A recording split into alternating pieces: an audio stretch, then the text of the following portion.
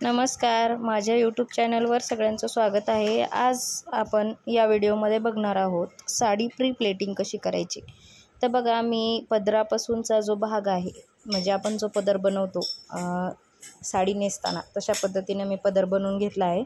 शोल्डरपासूनचा जो भाग आहे तो आपल्याला प्रेस करून घ्यायचा आहे आणि त्यानंतर पुढची साडी प्रेस करायची आहे। बघा, सुरुवातीचा जो काठ आहे पदराचा शेवटचा भाग तो मी प्रेस करते।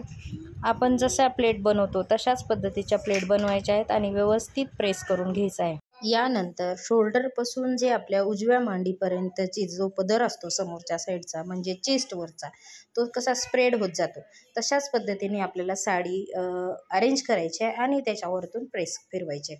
म्हणजे अशा पद्धतीने प्रेस करून ठेवल्यावर काठापदराची जी साडी आहे ते नेसल्याच्या नंतर व्यवस्थित त्याचे पदर व्यवस्थित बसतात आणि ते खराब होत नाही किंवा मग आपल्याला नेसताना खूप जास्त वेळ लागत नाही।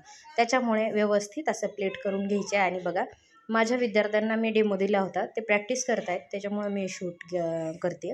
तर बघा, त्यांनी असा बरोबर पदर ठेवला आहे आणि प्रेस करून घेतला आहे। आता याच्यानंतर हा पदर प्रेस केल्याच्यानंतर अजून थोडासा वर घ्यावं लागेल, कारण हा सर आला चेस्टवरचा।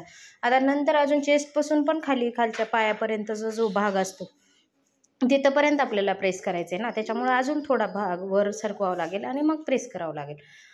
आणि त्याच्यानंतर म्हणलं तर मग उरलेली साडी, म्हणजे नेसत्या पदरापासून निऱ्यापर्यंतची आणि निऱ्या या साडीला आपण प्रेस करून घेणार आहोत।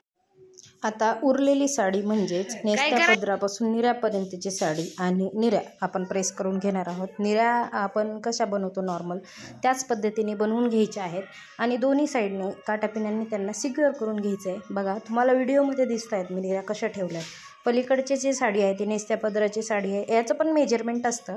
मेजरमेंट जे आहे ते प्रत्येकाच्या तब्येतीनुसार वेगवेगळं असतं। तर मेजरमेंटचा सेपरेट व्हिडिओ येईल। या व्हिडिओसाठी आवडला असेल तर लाईक करा।